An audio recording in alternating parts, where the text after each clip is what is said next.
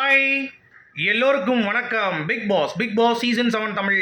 So இந்த வீடியோவில் நம்ம லைவ் அப்டேட்டில் நடந்த விஷயங்கள் பற்றி டிஸ்கஸ் பண்ண போகிறோம். அது மட்டும் இல்லாமல் அர்ச்சனாவுக்கு வந்து பார்த்தீங்கன்னா உண்மையிலேயே நம்ம ஆர்மி, நேவி, ஏர்ஃபோர்ஸ் அப்படின்ற மாதிரிலாம் சொல்லுவோம்ல. ஸோ அந்த மாதிரி வந்து ஓவியா ஆர்மி, மும்தாஜ் ஆர்மி அப்படின்ற மாதிரி சீசன்லலாம் அது வந்து ரொம்ப பட்டி தொட்டி எங்கும் பட்டையை கிளப்பிச்சு அந்த ஆர்மிங்கிற வார்த்தை. அதுக்கடுத்து படிப்படியாக அப்படியே குறைஞ்சிருச்சு. இப்போ உண்மையான ஆர்மியே வந்து இறங்கினா எப்படி இருக்குமோ அப்படின்ற மாதிரி வந்து பார்த்தீங்கன்னா ஒரு விஷயம் வந்து நடந்திருக்கு. அதுவும் முரட்டு சம்பவம். ஸோ ஆர்மியில் இருக்கக்கூடிய ஒருவர் வந்து பார்த்தீங்க அப்படின்னா அர்ச்சனாவுக்கு வந்து ஒரு மெசேஜ் வந்து கன்வே பண்ணியிருக்காரு.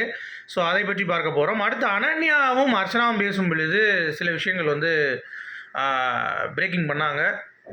அப்புறம் மாயாவும் தினேஷும் வந்து பேசும் பொழுது அது ஒரு டீகோடிங் போச்சு. ஸோ மொத்தம் 3 டாபிக் பார்க்க போகிறோம். ஸோ வீடியோக்குள்ளே போகிறதுக்கு முன்னாடி சேனலுக்கு புதுசாக இருக்கும் கண்டிப்பாக சப்ஸ்கிரைப் பண்ணிக்கோங்க. வீடியோ மறக்காமல் லைக் பண்ணிக்கோங்க. இப்போ நம்ம வீடியோக்குள்ளே போகலாம்.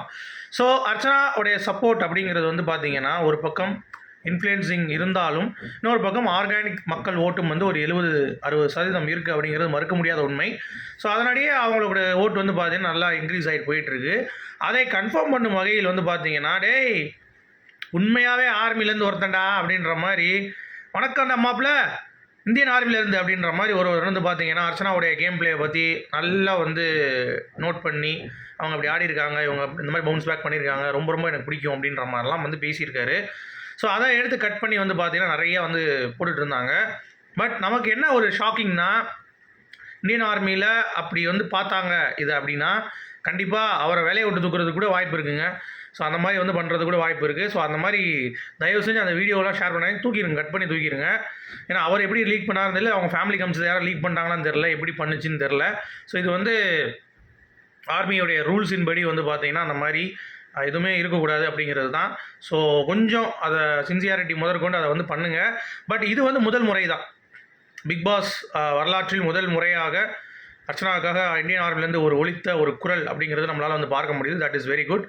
அடுத்து அர்ச்சனா மற்றும் அனன்யா இவங்க 2 பேரும் வந்து பேசிக்கிறாங்க உள்ளே வந்து பெட்ரூமில். ஸோ அப்போ வந்து அனன்யா சொல்கிறாங்க இந்த மாதிரி குரூப் வந்து கொஞ்சம் இருக்குது அப்படி தெரியுது அப்படின்னோடனே அவங்க சொல்கிறாங்க 2 குரூப் இருக்குது அர்ச்சனா, ஒன்று மாயா குரூப்பு, இன்னொன்று வந்து இந்த மாதிரி குரூப்பு.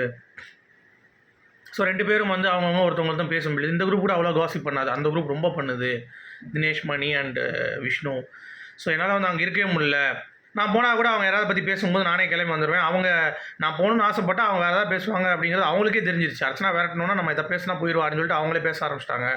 எனக்கு ரொம்ப கஷ்டமாக இருக்குது ப்ரோ, என்னால் முடியல, தனியாக வந்து இருந்துட்டேன் அப்படின்ற மாதிரி. அது எதுக்கு அர்ச்சனா அப்படி மாறினாங்க அப்படின்னா முட்டைக்குள்ளே ஒரு நாள் இல்லை வந்து பேசினாங்க தெரியுமா. அப்போ கமல் சார் ஓங்கி ஒரு அறை போட்டார். அரைஞ்சோடனே கமல் சார் சொல்கிறத கேட்டு அப்படியே மாறிட்டாங்க. எல்லார்ட்டையுமே மன்னிப்பு கேட்டாங்க. அர்ச்சனா அந்த வாரம் நீங்கள் பார்த்துருப்பீங்க.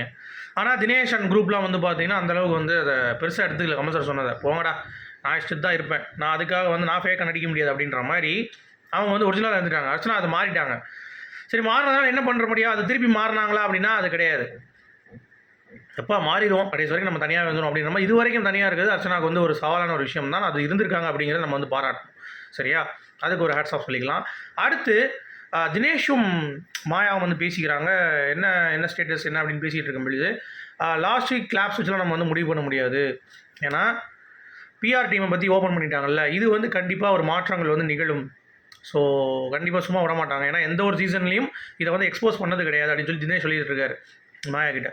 மாயா அப்படியா அப்படின்றாங்க. ஆமாம் கண்டிப்பாக. ஸோ அந்த மாதிரியான ஒரு விஷயங்கள் இருக்குது அப்படிங்கிறப்ப இந்த ஒரு வாரத்தில் டோட்டலாக சேஞ்ச் ஆகும் ஒரு ஒப்பீனியன் மக்கள்கிட்ட. ஸோ அது சேஞ்ச் ஆகி ஒரு நல்ல ஒரு ரிசல்ட் கிடைக்கும் அப்படிங்கிறத நான் நம்புறேன் அப்படின்ற மாதிரி தினேஷ் சொல்லிட்டு இருக்காரு. ஸோ மாயாவும் வந்து அப்படியே அப்படின்ற நம்பிக்கையில் இருக்காங்க. ஸோ வெயிட் பண்ணி பார்ப்போம் என்ன பண்ணுறாங்க விஜய் டிவி அப்படின்னு சொல்லிட்டு.